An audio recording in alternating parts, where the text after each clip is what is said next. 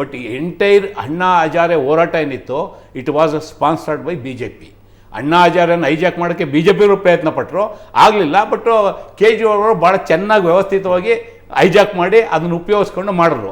ಇವತ್ತು ಪಂಜಾಬಲ್ಲಾಗಲಿ, ಗುಜರಾತಲ್ಲಾಗಲಿ, ಈವನ್ ಕರ್ನಾಟಕದಲ್ಲಿ ಯಾಕೆ ಏನು ಕಾಪ್ನವ್ರಿಗೆ ಜನ ನೋಡ್ತಾ ಇದ್ದಿದ್ದು ಅಂದರೆ ಇವರೇನೋ ಬದಲಾವಣೆ ಮಾಡ್ತಾರೆ, ಕಾಂಗ್ರೆಸ್ಸು BJPಗೆ ಡಿಫ್ರೆಂಟ್ ಆಗಿದ್ದಾರೆ, ಇನ್ಕ್ಲೂಡಿಂಗ್ ಕರ್ನಾಟಕಕ್ಕೆ ಬಂದರೆ JDS, ಇವ್ರ ಮೇಲೆಲ್ಲ ಭ್ರಷ್ಟಾಚಾರದ ಆರೋಪ ಇದ್ದಾವೆ. ಇವತ್ತು ಆಪ್ನಲ್ಲಿ ಆ ಥರ ಪರಿಸ್ಥಿತಿ ಇಲ್ಲ. ಅವ್ರೇನು ಅಂದರೆ ಪೊರ್ಕೆ ಗುರ್ತು ತಗೊಂಡ್ರು, ಏನಕ್ಕೆ ಅಂದರೆ ಭ್ರಷ್ಟಾಚಾರನ ಗುಡ್ಸಾಕ್ತೀವಿ ಅಂತೇಳಿ. ಕೊನೆಗೆ ಏನಾಯ್ತು ಅಂದರೆ ಎಲ್ಲ ಕಡೆ ಭ್ರಷ್ಟಾಚಾರ ಗುಡ್ಸ್ಕೊಂಡು ಅವ್ರ ಪಾರ್ಟಿ ಒಳಗಡೆ ಹಾಕ್ಕೊಂಬಿಟ್ರು. ಇದು ಇವತ್ತಿರ್ತಕ್ಕಂಥ ಪರಿಸ್ಥಿತಿ. ಆ ಕಾರಣಕ್ಕೆ ಜನ ಇವತ್ತು ಅಲ್ಲಿ ತೀರ್ಪನ್ನು ಕೊಟ್ಟಿದ್ದಾರೆ. ಇವತ್ತು ಪಾರ್ಲಿಮೆಂಟ್ ಚುನಾವಣೆ ಬೇರೆ, ಕಳೆದ ಪಾರ್ಲಿಮೆಂಟಲ್ಲೂ BJP 7 ಗೆದ್ದಿತ್ತು, ಬಟ್ ಅಸೆಂಬ್ಲಿಗೆ ಬಂದಾಗ ಆದಂಥ ಪರಿಸ್ಥಿತಿ ಬೇರೆ. ಬಟ್ ಇವ್ರಿಗೆ ಒಂದು ಮಹದಾಸೆ, ಇವತ್ತೇನು ತೆಲಂಗಾಣದಲ್ಲಿ TRS ಇದ್ದರು, ತೆಲಂಗಾಣ ರಾಷ್ಟ್ರೀಯ ಸಮಿತಿ, ಅವ್ರು BRS ಅಂತ ಕನ್ವರ್ಟ್ ಆದರು. ಅಂದರೆ ನ್ಯಾಷನಲ್ ಪಾರ್ಟಿ ಮಾಡಿ ನಾವೊಂದು 20 ಸೀಟ್ ತಗೊಂಬಿಟ್ರೆ ಪ್ರೈಮ್ ಮಿನಿಸ್ಟರ್ ಆಗಬೇಕಂತೇಳಿ. ಅದೇ ಆಸೆ ಕೇಜ್ರಿವಾಲ್ ಅವ್ರಿಗೂ ಬಂತು. ಪಂಜಾಬ್ ಗೆದ್ದಿದ್ದೀನಿ, ನಾನು ಗೋವಾಕ್ಕೆ ಹೋಗ್ತೀನಿ, ನಾನು ಗುಜರಾತ್ಗೆ ಹೋಗ್ತೀನಿ, ತಪ್ಪು ಅಂತಲ್ಲ ರಾಜಕೀಯವಾಗಿ, ಬಟ್ ಆ ಥರದ ಇಮೇಜ್ ಉಳಿಸ್ಕೊಂಡಿದ್ರೆ ಅದು ಬೇರೆ ಪ್ರಶ್ನೆ.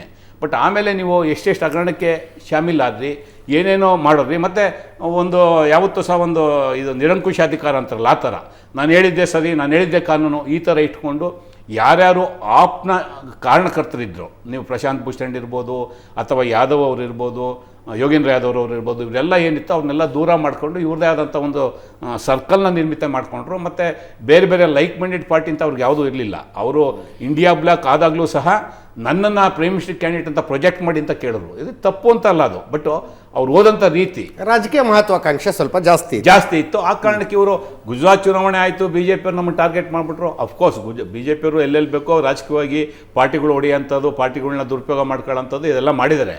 ಬಟ್ ನೀವು ಏನೋ ನಾವು BJP, ಕಾಂಗ್ರೆಸ್ಸು ಅಥವಾ ಬೇರೆ ರಾಜಕೀಯ ಪಕ್ಷಗಳಿಗೆ ಡಿಫ್ರೆಂಟ್ ಅಂತ ಏನು ಬಂದರೂ ಆ ಇಮೇಜ್ ಉಳಿಸ್ಕೊಳ್ಳಿಲ್ಲ. ಅದರ ಪ್ರತಿಫಲವನ್ನು ಇವತ್ತಿನ ಚುನಾವಣೆಯಲ್ಲಿ ಅನುಭವಿಸ್ತಾ ಇದ್ದೀರಾ.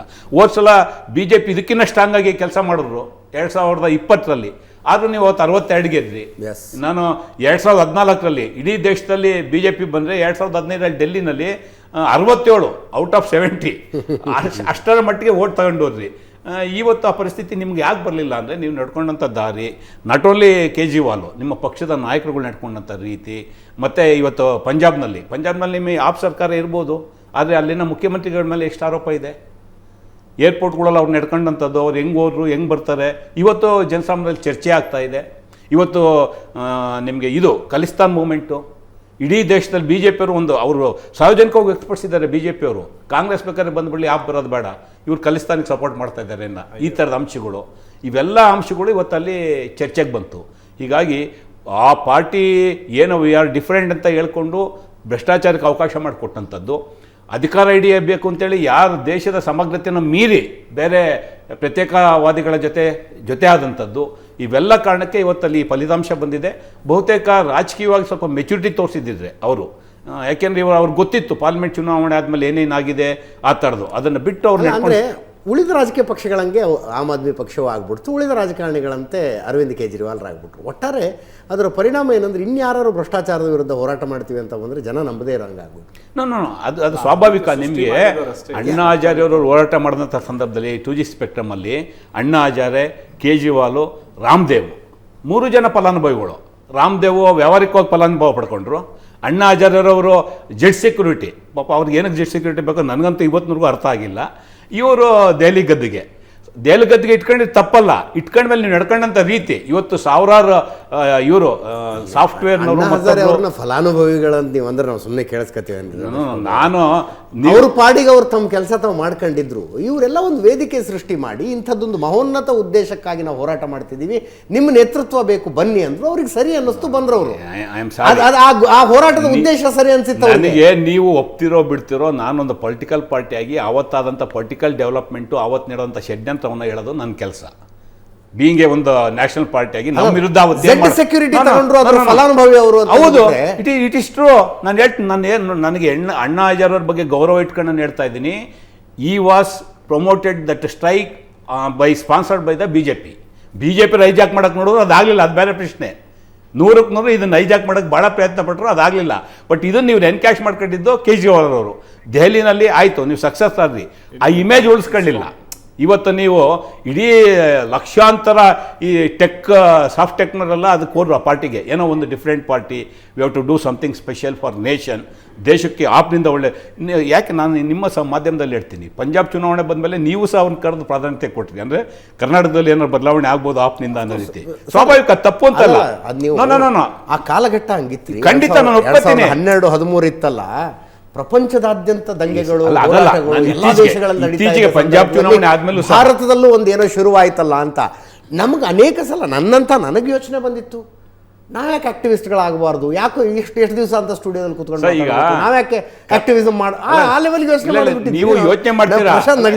ಒಂದೇ ಒಂದು ಸಣ್ಣ ಉದಾಹರಣೆ, ನೀವು ಯೋಚನೆ ಮಾಡ್ತೀರಾ, ಕೆಲವರು ಅವ್ರ ಲೈಫ್ ಅನ್ನು ತೋರ್ದು ಹೋಗಿ ಜಾಯಿನ್ ಆದವ್ರು ಮತ್ತೆ ಆಚೆ ಬಂದ್ರು. ರವಿಕೃಷ್ಣ ರೆಡ್ಡಿ ಪರಿಸ್ಥಿತಿ ಏನಾಯ್ತು ಕರ್ನಾಟಕದಲ್ಲಿ, ಈ ವೆಂಟ್ ಅಂಡ್ ಜಾಯಿನ್ಡ್ ಆಪ್, ಕೊನೆಗೆ ಏನಾಯ್ತು, ಅವ್ರನ್ನೇ ತಾಚೆ ಹಾಕಿದ್ರು. ಈ ಥರದ ಪರಿಸ್ಥಿತಿ ನಾನು ಹೇಳಂತ. ಹಾಗೆ ಆಮ್ ಆದ್ಮಿ ಪಕ್ಷದಿಂದ ಭ್ರಮ ನಿರಸನಗೊಂಡು ತುಂಬಾ ಜನ ಹೊರ. ಭ್ರಮ ನಿರಸನ ಒಂದೇ ಅಲ್ಲ, ಅವ್ರ ಚುನಾವಣೆಗೆ ಡೈರೆಕ್ಟ್ ಆಫರ್, ಬೆಂಗಳೂರು ಕಾರ್ಪೊರೇಷನ್ಗೆ ಯಾರು ನಿಲ್ತೀರಾ, ನಿಮ್ಗೆ 5 ಲಕ್ಷದಿಂದ 8 ಲಕ್ಷ ಫಂಡ್ ಕೊಡ್ತೀವಿ ಅಂತ. ಹೆಂಗಾಗಿ ಸಾಧ್ಯ ಅದು ಅಲ್ವಾ? ಸೊ ಈ ಥರದ್ದು ಇಂಥ ಗೊಂದಲಗಳು ಅವ್ರು ಸೃಷ್ಟಿ ಮಾಡಿದ್ರಿಂದ ಇವತ್ತು ಆ ಪರಿಸ್ಥಿತಿ ಅನುಭವಿಸ್ತಾ ಇದ್ದಾರೆ. ಬಿಟ್ಟರೆ ಇವತ್ತು ಮತ್ತೆ ಈಗ ಇದಕ್ಕೆ ಬರ್ತೀನಿ ನಾನು, ಪರ್ಸೆಂಟೇಜು ನೋಡಿ, ಕೇವಲ 10% ಓಟು ಕಡಿಮೆ ಆಗಿದ್ದು, ಅಂದರೆ 9.9 ಇರಲಿ 10% ಅಂತಲ್ಲಿ ಇಟ್ಕೊಳ್ಳೋಣ, 40 ಸೀಟ್ ಕಸ್ಕೊಂಡಿದೆ ಅಲ್ಲಿ. ಆಪ್ಗೆ ಏನು ಈಗ 10% ಓಟ್ ಕಡಿಮೆ ಆಯಿತು, 40 ಸೀಟ್ 62 ಇದ್ದವ್ರು 22ಕ್ಕೆ ಬಂದವ್ರೆ. 10% ಅಂದ್ರೆ ದೊಡ್ಡ ಸ್ವಿಂಗ್, ಅದೇ ದೊಡ್ಡ ಫೇಲ್. ಈಗ ನೀವು 2% ಈಗ ನೋಡಿ, ಬಿಜೆಪಿಗೆ ಅವ್ರಿಗೆ ಇರ್ತಕ್ಕಂಥದ್ದು ವ್ಯತ್ಯಾಸ vote sharing only 2%, only 2%. But ಇಲ್ಲಿ ಬಿಜೆಪಿಯವ್ರು ಯಾವತ್ತೂ ಸಹ 32%ಗಿಂತ ಕಡಿಮೆ, ದೆಹಲಿ ರಾಜ್ಯ ರಚನೆ ಆದಾಗಲಿಂದ ಇಲ್ಲಿವರೆಗೂ ಯಾವ ಚುನಾವಣೆಯಲ್ಲೂ 32%ಗಿಂತ ಕಡಿಮೆ ಓಟ್ ಅವ್ರು ತಗೊಂಡಿಲ್ಲ. ಬಟ್ ಈವನ್ ಟುಡೇ ಅವ್ರ ಪರ್ಸೆಂಟೇಜು ಆಪು ಕಂಪೇರ್ ಮಾಡಿದ್ರೆ 2% ವ್ಯತ್ಯಾಸ ಇರ್ತಕ್ಕಂಥದ್ದು. ಬಟ್ ಆಪು ನಿಮಗೆ ದೆಹಲಿ ಅಂತ ರಾಜ್ಯದಲ್ಲಿ, ಕೇಂದ್ರ ಪ್ರದೇಶದಲ್ಲಿ 67 ಒಂದು ಸಲ, ಇನ್ನೊಂದು ಸಲ 62. ಇವತ್ತು ಕನಿಷ್ಠ ನೀವು ಏನೇ ತೊಂದರೆ ಅಂದರೂ 40-45 ಬೇಕಾಯ್ತು. ಈಗ ಅದೇನೋ ಮಜಲ್ ಪವರ್ ಆಯಿತು, ಅದೆಲ್ಲ ಬೇರೆ, ಅವೆಲ್ಲ ರಾಜಕೀಯವಾಗಿ ಎಲ್ಲರೂ ನಾವು ಅಷ್ಟೇ, ಕಾಂಗ್ರೆಸ್ ನಾವು ಸೋತಾಗಲೂ ನಾವು ಇನ್ನೊಂದು ಹೇಳೋಂಥದ್ದು, ಇನ್ಯಾವುದೋ ಪಟ್ಟಿ ಸೋತಾಗ ಇನ್ನೇನು ಹೇಳೋಂಥದ್ದು, ಅದೆಲ್ಲ ವಾಸ್ತವವಾಗಿ ಅವರು ಇಟ್ಟಂಥ ತಪ್ಪು ನಿರ್ಧಾರದ ಹೆಜ್ಜೆಗಳಿಂದ ಇವತ್ತು ಆ ಪರಿಸ್ಥಿತಿ ಬಂದಿದೆ. ಅದನ್ನು ಸರಿಪಡಿಸ್ಕೋಬೇಕು. ಮತ್ತು ಭಾಳ ವಿಶೇಷವಾಗಿ ನನಗೆ ವೈಯಕ್ತಿಕವಾಗಿ ಕೇಜ್ರಿವಾಲ್ ಸೋತಿದ್ದು ನನಗೆ ಅಸಮಾಧಾನ ಇದೆ. ಅವಂಥ ಲೀಡರ್ ಇರಬೇಕು, ಅಸೆಂಬ್ಲಿಲಿ ಇರಬೇಕಾಗಿತ್ತು. ಯಾಕೆಂದರೆ ಒಂದು ಆ ವಿರೋಧ ಪಕ್ಷವಾಗಿ ಅಟ್ಲೀಸ್ಟ್ ಬಿ ಜೆ ಪಿ ಸರ್ಕಾರಕ್ಕೆ ವಿರುದ್ಧವಾಗಿ ಸಮರ್ಥ ವಿರೋಧ ಪಕ್ಷದ ನಾಯಕರಾಗಿ ಇರುವಂಥ ಒಂದು ಅವಕಾಶ ಇತ್ತು. What ever it may be, ಜನ ತೀರ್ಪು ಕೊಟ್ಟಿದ್ದಾರೆ, ನಾವು ಒಪ್ಕೋಬೇಕಾಗುತ್ತೆ. ಬಟ್ ಆಪ್ ಮಾಡಿದಂಥ ಅನೇಕ ತಪ್ಪುಗಳು ಇವತ್ತು ಅದರ ಪ್ರತಿಫಲ ಅವರು ಅನುಭವಿಸ್ತಾ ಇದ್ದಾರೆ. ಅದು ಯಾವ ಪಾರ್ಟಿನೂ ದೂರ ಅಂತ ಇಲ್ಲ. ಅಟ್ ದ ಸೇಮ್ ಟೈಮ್ ನೀವು ಕೇಳ್ಬೋದು, ಹಂಗಾರೆ ಕಾಂಗ್ರೆಸ್ ಪರ್ಫಾರ್ಮೆನ್ಸ್ ಇಲ್ಲ, ನಮ್ಮ ಪರ್ಫಾರ್ಮೆನ್ಸು ಅಷ್ಟು ಉತ್ತಮವಾಗಿಲ್ಲ. ನಾವು ಭಾಳ ಇದಾಗಿ 68 ಕ್ಷೇತ್ರಗಳಲ್ಲಿ ಠೇವಣಿ ಇಲ್ಲ, 2 ಕ್ಷೇತ್ರಗಳಲ್ಲಿ ಮಾತ್ರ ಠೇವಣಿ ಉಳಿಸ್ಕೊಂಡಿದ್ದೀರಿ.